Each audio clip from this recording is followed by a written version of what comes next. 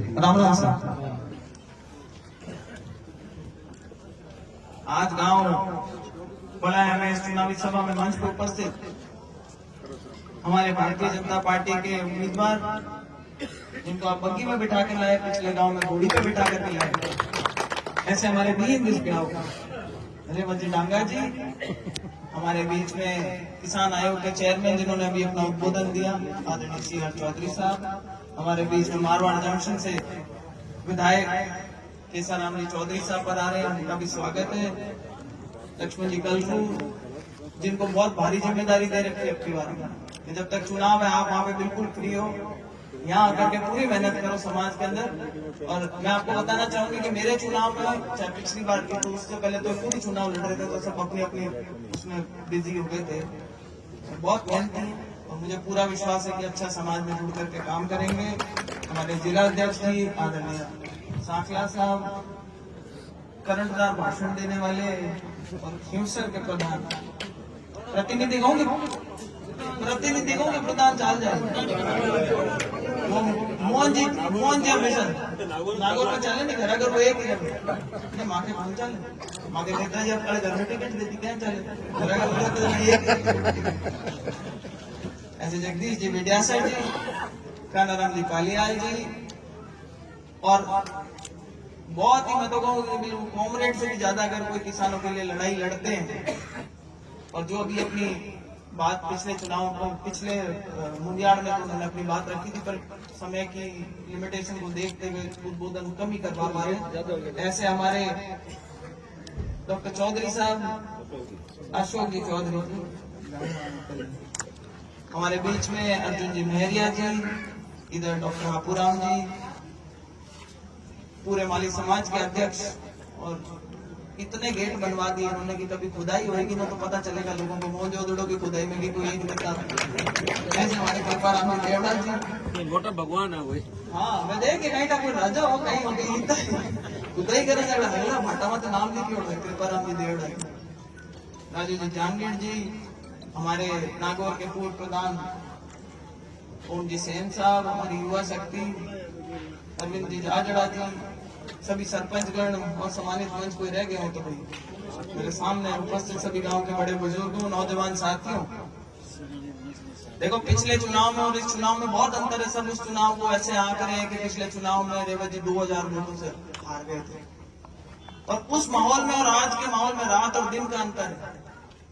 सामने वाले नेताजी ने कह दिया था 78 कैंडिडेट मैदान में उतारे थे और बोला कम से कम मेरी 18-20 सीटें आएगी, और चाहे राज कांग्रेस का बने और चाहे बीजेपी का बने, पूंजी हमारे हाथ में रहेगी कि हमारे जो 18-20 विधायक आएंगे वो किसको समर्थन देंगे, सरकार उनकी बनेगी। तो माँ का भी घोड़ा है, लोग लाख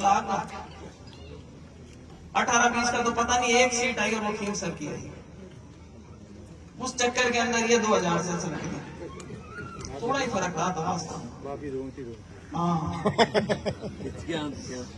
अब वापिस मौका आया, ये तो 5 साल के हिसाब से तैयारी कर रहे थे, इतना घूम रहे थे सब जगह पे, चाहे कोई मकान हो, शादी ब्याह हो, किसी का सुख हो और दुख हो।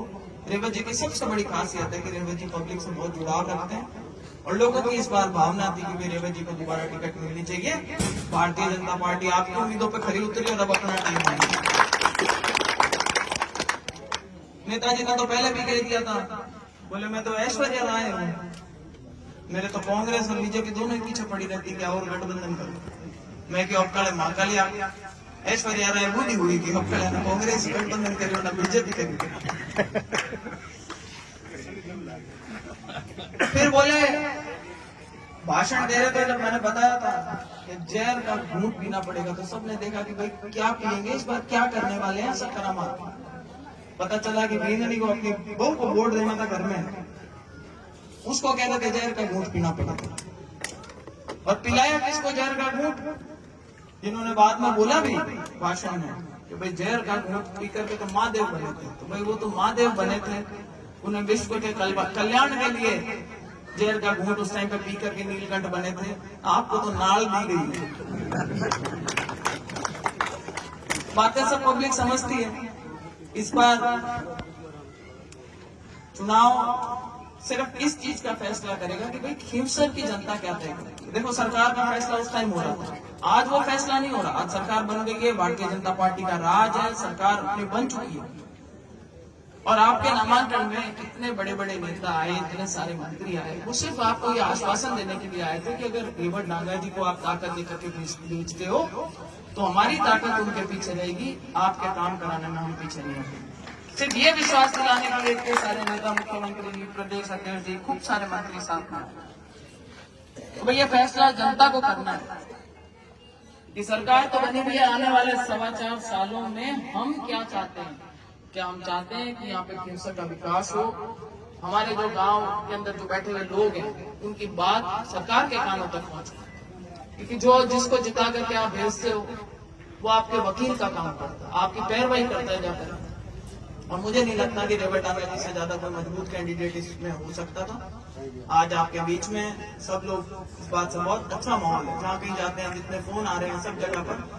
मैं 2-3 बात और कहना चाहूंगा। क्या होता है कि जब दुष्प्रचार करना शुरू करते हैं तो बोलते हैं कि साहब चुनाव में अगर जीत गए तो श्रेय कौन ले जाएगा। कोई कहेगा ज्योति ले जाएंगे, कोई कहेगा सीआर साहब ले जाएंगे, और कोई कहेगा राजेंद्र सिंह जी खेम साहब ले जाएंगे, और कोई कहेगा ये ले जाएंगे, वो ले जाएंगे। श्रेय सिर्फ आप लोगों का होगा। हम सिर्फ आप लोगों के बीच में इनकी पैरवी करने के लिए आए हैं। जैसे सीआर साहब ने बोला ना कि भाई हमारे कान पकड़ लेना अगर कोई गड़बड़ होती है, तो जिम्मेदारी आपकी भी बहुत भारी। हम तो पहले आकर के पकड़ लेंगे, शिकायत का मौका नहीं आएगा, बल्कि इनके आएगा ही नहीं शिकायत का मौका। इनसे तो शिकायत उल्टी रहती है। रेवा जी हर किसी को मनाने चल देते हैं। मैं हूँ तो मेरे पास भी आ जाएंगे, सामने वाला मेरा दुश्मन होगा उसके पास भी चले जाएंगे। तो मैंने रेवा जी को बोला, रेवा जी 100% वोट थोड़ी चाहिए, आपने तो 50% दीजिए। क्या अभी मैं कैसा बतलाऊं मैं कहीं जाऊंगा। ये इनका सादगी है।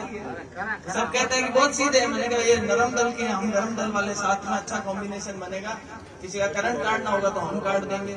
और रही बात अगर जोड़ने की, तो काम करने के अंदर रेवा जी से बढ़िया कोई आदमी नहीं है। हाँ तो बनाए गणा डिग्री वोट दो आने जिताओ, जिता विधानसभा में पुगाओ। देखो अपन मायर तो माके अलग चलन चला भाई समाये रेखी। और हमारे यहाँ परंपरा थोड़ी सी मायर आगे तो बार मौका वो क्या गड़बड़ हो जाए। आगे तो 2000 सीटें की बात, आगे तो नेता के सामने कह दियो, चुनाव में कह दियो बी टाइम, माँ के चुनाव में बी टाइम कह दियो कि फूफा जी के फलका को फोड़ा पड़ी जो बुआ जी ने दिल्ली पुगाओ पाचा। तो मैं कहूँ भाई अपने वाले तो घराघर राख ली, खाई नेतागिरी करो, घराली नेतागिरी करी जाना टिंगरिया रुल जाए। माँ के फलका का फोड़ा फोड़ा पड़ी तो जब भाई अबे हाँ मदद राख दो थोड़ी। या अपने टावरा ज्ञान देखी नहीं होनी चाहिए, पालन पोषण कमी नहीं रहे। छोटी उम्र के हैं फूफा जी तो फिर भी काम चला लेते, दूध ब्रेड खा के काम चला लेते, लेकिन बच्चों को तो अच्छे पोषण की जरूरत है। और माँ से अच्छा पोषण कोई नहीं दे सकता, इसलिए आप माँ को पूरा पूरा मौका दें, बच्चों की सेवा कर सकें। नेताजी अपनी तरफ से लोकसभा में आपके लिए करने का प्रयास करते हैं, विधानसभा में रेवड़ नांगा जी को जिता करके भेजो ताकि ये आपकी बात को आगे रख सके। इन्हीं शब्दों के साथ हम गाँव में आए, आपने मान सम्मान करा, उसके लिए बहुत बहुत आभार। और अब मैं समय को देखते हुए सीधे एक कुछ बाणु है जो बाणु की